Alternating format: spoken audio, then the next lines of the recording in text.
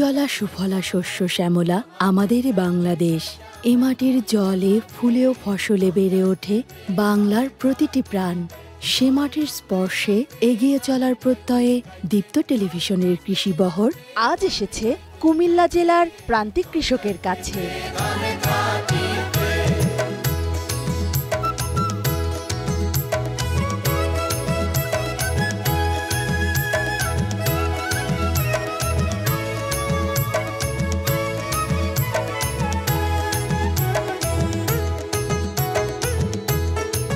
আজ আমরা দীপ্ত কৃষি টিম চলে এসেছি কুমিল্লা জেলায়।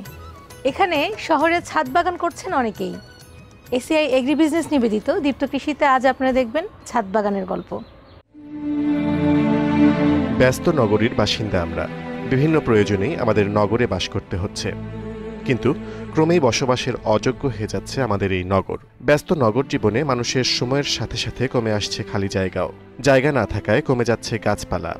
সবুজের সাথে আমাদের সম্পর্ক দিন দিন কমেই যাচ্ছে। বাড়ছে নগরের তাপমাত্রা, অতিষ্ঠ হয়ে যাচ্ছি আমরা।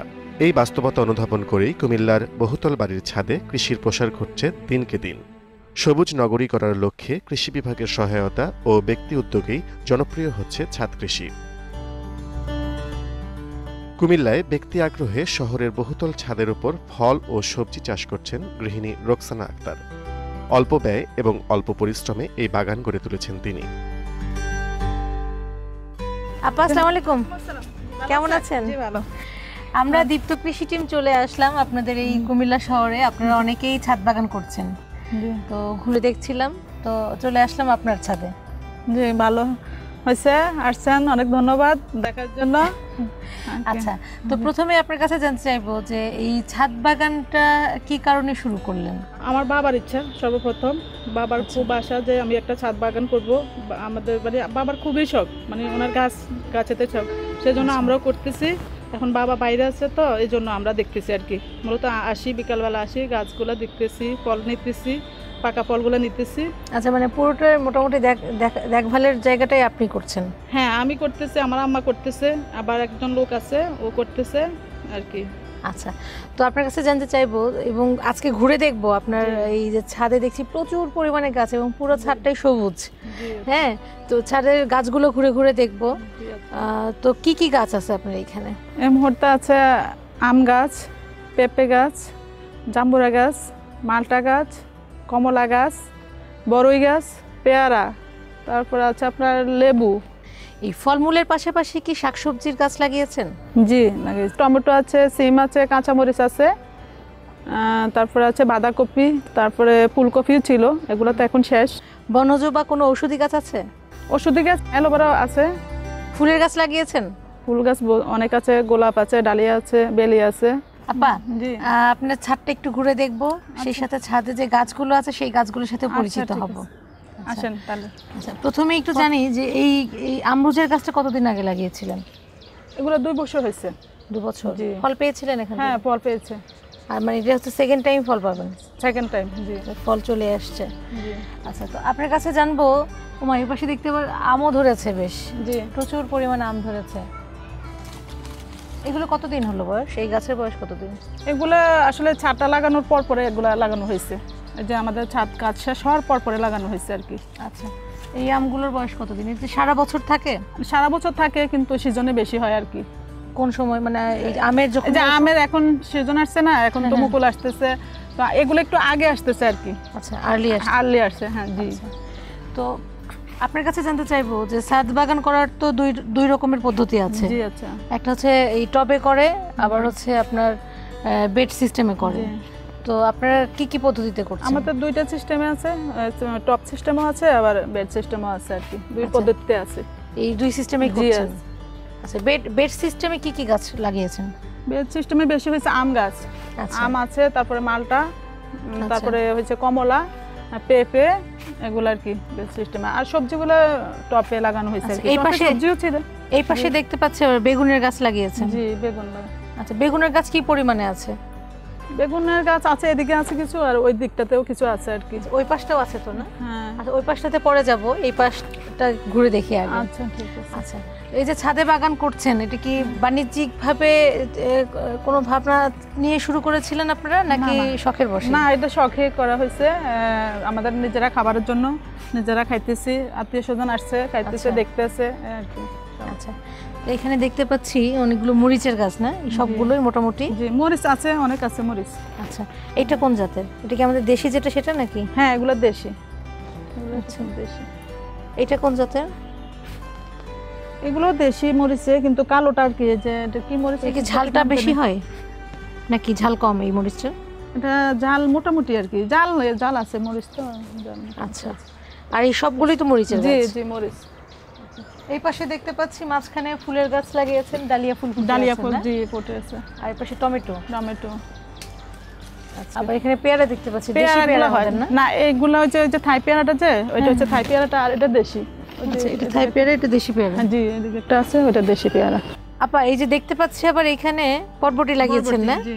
আচ্ছা, বরবটির গাছ কি এই একটাই নাকি আরো আছে? বরবটি আছে, ওই দিকটাতে আছে, আবার ওই ভিতরেরটাতে আছে, যে সবজি ওইখানে লাগানো আছে, লাউ আছে, আছে ওইখানে মাছাটার মধ্যে আছে পুদিনা পাতা। জি, পুদিনা পাতা। বাহ, ওইটা মানে ছাদের ওইটা একটা ট্যাঙ্কির উপরে পুদিনা পাতা। জি। আচ্ছা, অনেক। এইটা কোন লেবু, কোন জাতের লেবু এটা? এটা হলো আপনার আবার বেশ বড় দেখতে পাচ্ছি, এটা এলাচি লেবু। বড় তো।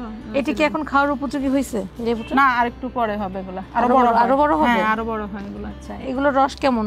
অনেক রস, ঘ্রাণ আছে ভালো? অনেক ভালো হয়। আচ্ছা, বা আপনার মরিচ গাছ কিন্তু প্রচুর দেখতে পাচ্ছি। হ্যাঁ, মরিচ তো বললাম না, এটা কিন্তু থাকবে, অনেক দিন থাকবে, মানে সারা বছর আপনার আর মরিচ কিনতে হয় না। আবার টপের গোড়াতে কিন্তু আদামকুনি গাছটা আছে। আচ্ছা, ওই থানকুনি গাছটা দেখবো। হ্যাঁ, আবার ওই পাশে পেয়ারা দেখতে পাচ্ছি, ওই পেয়ারাটা হচ্ছে আপনার লাল যে লাল পেয়ারাটা। জি, ওইটা না? জি। ও বাবা, আবার ওই পাশে দেখতে পাচ্ছি তো মানে আপনার পেঁপে গাছে পুরা পেকে আছে একদম পেঁপে। পেঁপেটা কিন্তু সারা বছর ধরছে, মানে ওটা কিন্তু একদম এখন না, মানে সব সময় থাকছে আর কি পেঁপেটা। আচ্ছা, এটা এখন খাওয়ার উপযোগী একদম? জি, খাওয়ার উপযোগী। আচ্ছা, এই যে পুদিনা পাতার কথা বললেন না, না থানকুনি পাতা? থানকুনি পাতা। আচ্ছা, এই থানকুনি পাতার ঔষধি গুণটা জানেন তো আপা? হ্যাঁ, চুল পড়ার জন্য কাজে আসে, এটা জানি। চুল পড়া হয়, এটা আমি জানি। এটা আবার কাঁচাও খাওয়া যায় তো? কাঁচাই তো খায়, হ্যাঁ। আমি একটু খেয়ে দেখি তাহলে। অনেকটা পানির মতন লাগে চিবিয়ে খাওয়ার জন্য। আপা, এখানে দেখতে পাচ্ছি পেয়ারা, কিন্তু গাছটা আবার অপরিচিত মনে হচ্ছে আমার কাছে। পেয়ারার নরমালি পাতা আমরা যেরকম দেখি, একটু ভিন্ন মনে হচ্ছে। এটা কি পেয়ারারই গাছ তো? জি, পেয়ারা গাছ। আচ্ছা, তো এটা কোন জাতের পেয়ারা? এটা হলো স্ট্রবেরি পেয়ারা। স্ট্রবেরি পেয়ারা? জি। আচ্ছা, আমি আসলে আগে কখনো এই পেয়ারাটা দেখি নাই। তো এই গাছটা সংগ্রহ করলেন কোথা থেকে? ওটা নার্সারি থেকে সংগ্রহ করা হয়েছে। নার্সারি থেকে? জি। আচ্ছা, ও বাবা, এই পাশে আবার দেখতে পাকা টমেটো, পাশাপাশি আবার আমও প্রায় পেকে গিয়েছে। জি। আচ্ছা, এইটা কোন জাতের আম? ওইটা হলো পোনাই আম। পোনাই? জি। আপা, আপনি যখন বললেন যে আপনার ওই পাশে অনেক গাছ আছে, তাহলে ওই পাশটা ঘুরে দেখি। হ্যাঁ, আচ্ছা, হ্যাঁ, এটা থেকে ওই গাছ, ওই পাশটা আরো সুন্দর, আরো কিছু গাছ আছে আরো বেশি এখান থেকে। চলেন তাহলে। আচ্ছা। মূলত বাবার দিক নির্দেশনায় তিনি ছাদে বিজ্ঞানসম্মত পদ্ধতিতে টবে ও বেডে চাষ করছেন মালটা, আমড়া, পেঁপে, পেয়ারা সহ নানা পুষ্টিকর ফল। এছাড়া পুঁইশাক, শিম, পাতাকপি, মরিচ সহ নানান সবজিও উৎপাদন করে তার পরিবারের শাকসবজির চাহিদা পূরণ করছেন। জি আপা, আপনি তো আমার ওই পাশটা দেখলেন ছাদের, এখন এই পাশটা দেখেন। এই পাশে আমার অনেক আম গাছ আছে। আমও তো ধরেছে প্রচুর? জি, অনেক প্রচুর আম ধরছে। প্রচুর আম ধরছে। এই যে পুনাই আম, এটাও পুনাই আম। এই পুনাই আমটা কি সারা বছর ধরে? জি, সারা বছরে ধরে, কিন্তু সিজনে বেশি ধরে, অন্য সময় একটু কম ধরে আর কি। সবগুলো আম, যে মহাচনক আম, এটা তো আমের গাছ প্রচুর পরিমাণে লাগে। হ্যাঁ, বেশি হয়েছে। এটা হয়েছে সূর্য ডিম আম। আচ্ছা, এর কি আলাদা করে কোনো বিশেষত্ব আছে এই আমের? বিশেষত্ব হলো এটা অনেক বড় হয়, একদম অনেক বড় হয়। দুইটা ধরেন 1 কেজি হবে, আধা কেজি একটা। তারপরে আপনার মিষ্টি অনেক লাল হইলে ধরেন পুরাটা একবার লাল টকটকে লাল হয়ে যাবে আর কি। লাল আম? হ্যাঁ, লাল আম আমরা দেখতে পাই যে লাল আম। না, এটা আরো অন্যরকম সুন্দর হয়, এটা একদম গোল হয় আমটা আর লাল হয়। এই চারাটা সংগ্রহ করেছেন কোথা থেকে? নার্সারি থেকে। মোটামুটি সবই এখানকার? জি, নার্সারি থেকে। জি, এখানে। জি। ও বাবা, একদিকে একটা পেঁপেও আছে, যে পেকে পাকে রয়েছে, যে পেকে। আচ্ছা, আর কি। তার মানে আপনারা প্রতিদিন মোটামুটি পেঁপে এবং অন্যান্য ফল হ্যাঁ, খেতে ফলগুলো পারবেন। খেতে পারতেছে, জি। একদম হলুদ হয়ে আছে। হ্যাঁ। এই যে এখানে দেখতে পাচ্ছি জি, অ্যালোভেরা। অ্যালোভেরার গাছ লাগিয়েছেন আপনার। তো অ্যালোভেরার গাছ লাগিয়েছেন, এটা তো একটা ঔষধি জি, গাছ। এটা ওষুধি গাছ। তো এটা নিজেদের ব্যবহার করেন? হ্যাঁ, নিজেরাই ব্যবহার করে এটা। আচ্ছা। এখানে যা আছে সব আমরা নিজেরাই ব্যবহার করি। নিজেদের জি, প্রয়োজন। নিজের প্রয়োজনের জন্যই ব্যবহার করা হয়। জি। আচ্ছা, এই পাশে ফুলের গাছ ফুলের গাছ আছে, লাগিয়েছেন। জি। আচ্ছা, তো এই পাশটায় আপনার দেখতে পাচ্ছি প্রচুর গাছ। জি। তো আপনার কাছে শুনবো যে এই যে শখের বসে ছাদ বাগান করেছেন, জি। তো এ থেকে আপনার মানে ভাবনার জায়গাটা কি? আপনাদের আসলে ছাদটা কিন্তু আমার বাবা করেছে। বাবার মূলত বাবা করছে। বাবার অনেক শখ যে ছাদ, মানে ছাদের উপর নেশা, গাছের মানে ওনার খুবই শখ, মানে ফুল গাছ, ফল গাছ সবকিছু অনেক পছন্দ করেছে। তো উনি তো বাইরে আছে, এখন আমরা দেখাশোনা করতেছি, আমার আম্মা করতেছে, তারপরে বোনেরা আছে, সবাই আসতেছি, দেখতেছি। আচ্ছা আপা, বাবার কথা তো শুনলাম, জি। তো আপনার কাছে জানবো যে এই বাগানের ছাদ বাগানের পরিচর্যাটা কিভাবে করছেন? ছাদ বাগানের পরিচর্যা হলো সকাল বিকাল পানি দিতে হচ্ছে, গাছগুলো শুকায়, পাতাগুলো শুকিয়ে গেলে পাতাগুলো কাটি দেওয়া হচ্ছে। তারপরে আপনার ওষুধ লাগতেছে, বিভিন্ন যে পোকা টোকা থাকলে ওষুধ দিতে হচ্ছে। মোটামুটি সবকিছুরই খেয়াল রাখেন? হ্যাঁ, সবকিছুর খেয়াল রাখতে হচ্ছে। আচ্ছা আপা, আমি জানতে চাচ্ছিলাম আপনি যে বেড তৈরি করেছেন, এই বেড তৈরি করার পদ্ধতি সম্পর্কে একটু জানতে চাচ্ছিলাম। বেড পদ্ধতি হলো যে সিমেন্ট, ইট, বালু ওগুলো দিয়ে করানো হয়, যে করে একটু উঁচু করে এর যে ছাদের উপর থেকে একটু উপরে উঠাইয়া তারপর করা হয়েছে। তারপর এটার ভিতরে মাটি পুড়াইয়া, হ্যাঁ, ওটা কিছুদিন রাখা হয়েছে, তারপর গাছ লাগানো হয়েছে আর কি। আচ্ছা, আর কিছুদিন রাখা হয়েছে। আর টব তো হলো আমরা কিনে এনেছি, যে এ থেকে এনে তারপর গাছ লাগানো হয়েছে আর কি, মাটি ভরে কিছুদিন রেখে তারপর গাছ লাগানো হয়েছে। আপা, এই যে ছাদে বাগান গড়ে তুলেছেন, তো এখানে বেড তৈরি করেছেন, আবার টবেও গাছ লাগিয়েছেন, তো এতে করে কি বিল্ডিং এর কোনো সমস্যা হচ্ছে না? বিল্ডিং এর কোনো প্রভাব পড়ে না, ছাদেরও সমস্যা হচ্ছে না। যার কারণ হয়েছে যে এটা ছাদ থেকে একটু উপরে উঠে তারপরে আপনার এই যে পানি নিষ্কাশনের জন্য ব্যবস্থা করা হয়েছে, নিচে পলিথিন দিয়ে তারপর মাটিগুলো দেওয়া হয়েছে। আপনি তো ছাদ বাগান করছেন, তো এই যে ছাদে বাগান গড়ে তুলেছেন, এর সহজ উপায়টা কি? সহজ উপায় হয়েছে আপনার এই যে টপে লাগাইতে পারে, বেডে লাগালে তো অনেক খরচ আসতেছে, সেখানে টপে লাগালে খরচটা অনেক কম পড়তেছে আর কি। প্রথম যখন ছাদ বাগানটা শুরু করেন, তো ওই সময় কি পরিমাণে খরচ হয়েছিল? তখন থেকে খরচ হয়েছে 5 থেকে 6 লাখ টাকা টোটাল আর কি, মানে পুরো ছাদ বাগানে খরচ এরকম আসছে। কারণ হচ্ছে আমাদের বেশি আসার কারণ হলো ওই যে বেডগুলো করতে হয়েছে। আর আমাদের এখানে দেখেন আম গাছ হচ্ছে বেশি, সবচাইতে বেশি আম, প্রত্যেকটা আম গাছ কিন্তু নার্সারি থেকে আমরা সংগ্রহ করা হয়েছে আর কি, কিনে আনা হয়েছে। তো এগুলোর দাম তো বেশি, তারপরে জাম্বুরা গাছ, তারপরে কমলা গাছ, এগুলোর দাম বেশি অনেক, যার কারণে আমাদের খরচটা বেশি আসছে আর কি। এই যে ছাদে বাগান করলেন, এই বাগান করে সুবিধাটা কি পেলেন? ছাদ বাগান করে সুবিধা পাচ্ছি, অক্সিজেন পাইতেছি আমরা এক নম্বরে, মানে খোলা হাওয়া বাতাস পাইতেছি, গাছ থেকে অনেক সজীব নিঃশ্বাস পাচ্ছি। এমনকি যে আমাদের কিন্তু যে নিচে ঠান্ডা লাগতেছে, ছাদটা যদি গাছগুলো না থাকতো তাহলে কিন্তু অনেক প্রচন্ড গরম লাগতো গরমের দিনে। আপা, বৃষ্টি চলে আসছে তো, এবছর আমার প্রথম বৃষ্টি না? না, বৃষ্টি তো আরো হয়েছে। জি। আচ্ছা, তা এই বৃষ্টির মধ্যে একটু ঘুরে দেখি আপনার বাকি গাছগুলো। আচ্ছা দেখেন, আচ্ছা ঠিক আছে দেখেন। এইটা কিসের গাছ? পাতাবাহার? এটা পাতাবাহার, জি। আচ্ছা, বেশ ঝোপ হয়ে আছে, জি। আম গাছ তো প্রচুর আপনার বাগানে। হ্যাঁ, আমার এটা বনসাই। আচ্ছা, এই বয়সের বয়স কতদিন এটা? এই তো 3 বছর। 3 বছর না? জি, দেশি বট না? জি। আচ্ছা, ও বাবা, এখানে আবার দেখতে পাচ্ছি পাখিও দেখি। হ্যাঁ, পাখি আছে, কবুতর আছে। আচ্ছা, কবুতর উপর আছে, পাখি এখানে আছে। পাখি কেন রেখেছেন? মানে যে একটু পাখির শব্দ শুনবেন বাগানের মধ্যে না? পাখি কিচিরমিচির ডাক। আচ্ছা, এটা ফুল না? জি। আচ্ছা, ওইখানে প্রচুর টমেটো দেখতে পাচ্ছি। জি, টমেটো তো আছে, টমেটো তো ওই দিকটাও দেখলাম না, এখানেও আছে। আবার এখানে কি জাম্বুরা? জাম্বুরা না? জি। আচ্ছা, আর পরিবারে কে কে আছে? বাবার কথা বলেন তো, বাবা দেশের বাইরে, মা কে আছে? আছে, মা আছে পরিবারে, মা আছে, তারপর আমরা 5 বোন 1 ভাই আর কি। আমি সবার সাথে একটু পরিচয় হতে চাচ্ছিলাম। আছে কি? আছে, মা আছে। এই যে আমার আম্মা আসছে, আপা। আসসালামু আলাইকুম। কেমন আছেন? ভালো আছেন? হ্যাঁ, ভালো আছি। আপার কাছে থেকে শুনলাম খালু এই ছাদ বাগানটা গড়ে তুলেছেন, তার কাছ থেকে উৎসাহিত হয়ে আপনারা সবাই এই ছাদ বাগানের সাথে জড়িত আছেন।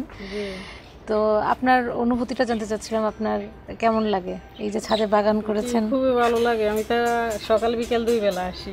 তাই না? হ্যাঁ, ওই যে আমার কাজের ছেলেটা আছে, ওরে দিয়ে কাজ করাই, দেখাশোনা করি, আমি বেশিরভাগে আসি আর কি এদিকে।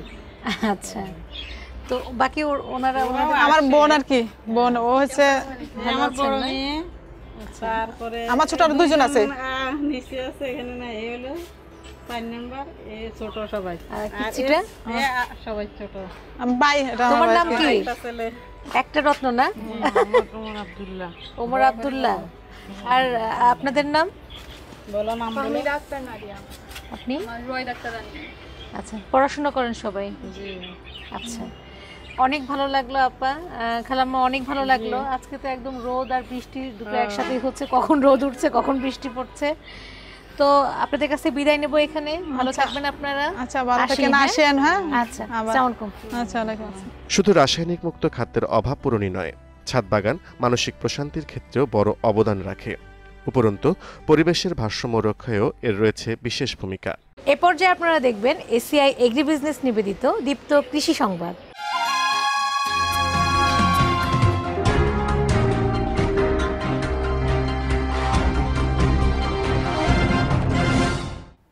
এসিআই এগ্রি বিজনেস নিবেদিত দীপ্ত কৃষি সংবাদে স্বাগত জানাচ্ছি আমি নুসরাত অরিন। শুরুতেই দীপ্ত কৃষি সংবাদ শিরোনাম। হোমনায় আলুতে বাম্পার ফলনের সম্ভাবনা, লাল মরিচে লাল বগুড়ার চাষিরা।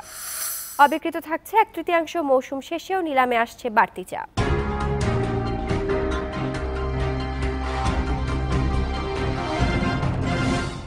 শুনছিলেন দীপ্ত কৃষি সংবাদ শিরোনাম, এবার বিস্তারিত।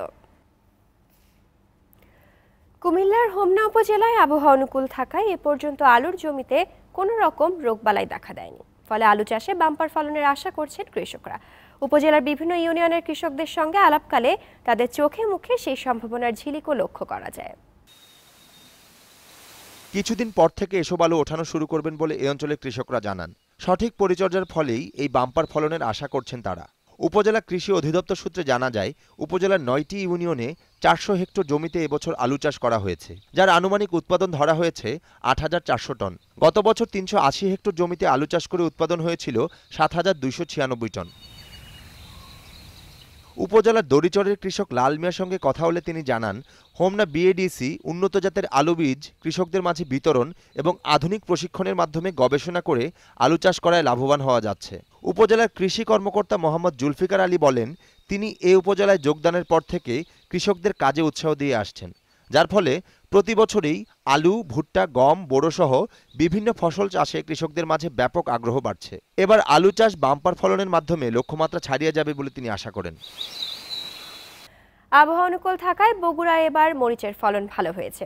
এসব মরিচ শুকিয়ে বিক্রি করে ভালো দাম পাচ্ছেন চাষিরা, ফলে খুশি এই অঞ্চলের চাষিরা। এবছর পূর্ব বগুড়ার গাবতলী, সোনাতলা, সারিয়াকান্দি ও ধুনটে মরিচের চাষ বেড়েছে। আর ভালো ফলন হয়েছে সোনাতলা, সারিয়াকান্দি ও ধুনটের যমুনা নদীর চরাঞ্চলে। কৃষি সম্প্রসারণ অধিদপ্তর সূত্রে জানা গেছে, বগুড়ায় এবার মরিচের চাষের লক্ষ্যমাত্রা ধরা হয়েছিল 7,580 হেক্টর, তবে চাষ হয়েছে 7,000 হেক্টরে। ফলনের লক্ষ্যমাত্রা ধরা হয়েছিল প্রতি হেক্টরে 1.58 মেট্রিক টন, আর ফলন হয়েছে প্রতি হেক্টরে 2 মেট্রিক টন। বগুড়া অন্যতম মরিচ উৎপাদনকারী এলাকা হিসেবে পরিচিত। যমুনা চরাঞ্চলে এবার মরিচের ভালো ফলন হয়েছে। গত বছর যে জমিতে মরিচ উৎপাদন হয়েছিল প্রায় 18 মন, এবার একই জমিতে প্রায় 20 মন মরিচ উৎপাদন হবে বলে আশা করছেন কৃষকেরা। গত বছর প্রতি কেজি শুকনা মরিচ বিক্রি হয়েছে 105 টাকায়, আর এবার এখনই মরিচের কেজি 118 টাকা। অনুকূল আবহাওয়ায় বগুড়ার সব এলাকাতেই মরিচের উৎপাদন বেড়েছে, আর এই অঞ্চলের মরিচের মানও অনেক ভালো। এবার মরিচ চাষিরা ভালো দাম পাচ্ছেন। মৌসুমের আর মাত্র 3টি নিলাম বাকি, এরপরও বাড়তি চাপ প্রস্তাব হচ্ছে নিলামে। অতিরিক্ত উৎপাদনের কারণে মৌসুমের শেষার্ধেও রেকর্ড পরিমাণ চা পাঠাচ্ছেন বাগান মালিকরা। প্রতিটি নিলামে দ্বিগুণ চা সরবরাহ হলেও 1/3 চা থেকে যাচ্ছে অবিকৃত।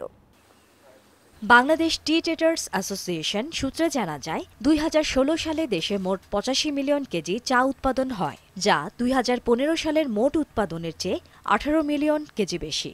এবছর চা উৎপাদন বেশি হওয়ায় প্রতিটি নিলামে অতিরিক্ত চা সরবরাহ হচ্ছে। 22 ফেব্রুয়ারি অনুষ্ঠিত 42তম নিলামে 39,300 প্যাকেটে 21,48,576 কেজি সরবরাহ করা হয়। এর মধ্যে 67% চা বিক্রি হয়। মৌসুমের মাঝামাঝিতে নিলামের সর্বোচ্চ 95% পর্যন্ত চা বিক্রি হলেও বর্তমানে 2/3 নেমে এসেছে। মৌসুমের শেষ দিকে ভালো মানের চা সরবরাহ কমে যাওয়ায় ক্রেতাদের আগ্রহ কমেছে বলে জানিয়েছেন চা সংশ্লিষ্টরা। আমাদের দেশের প্রধান রপ্তানি পণ্যের মধ্যে চা অন্যতম। দেশে চা উৎপাদন বৃদ্ধির সাথে সাথে মান উন্নয়ন সম্ভব হলে চা রপ্তানি আরও বেগবান হবে। আর দেশ আয় করবে আরও বৈদেশিক মুদ্রা। এই প্রত্যাশায় সবাইকে শুভেচ্ছা জানিয়ে শেষ করছি এসি এগ্রি বিজনেস নিবেদিত দীপ্ত কৃষি সংবাদ। ধন্যবাদ সবাইকে।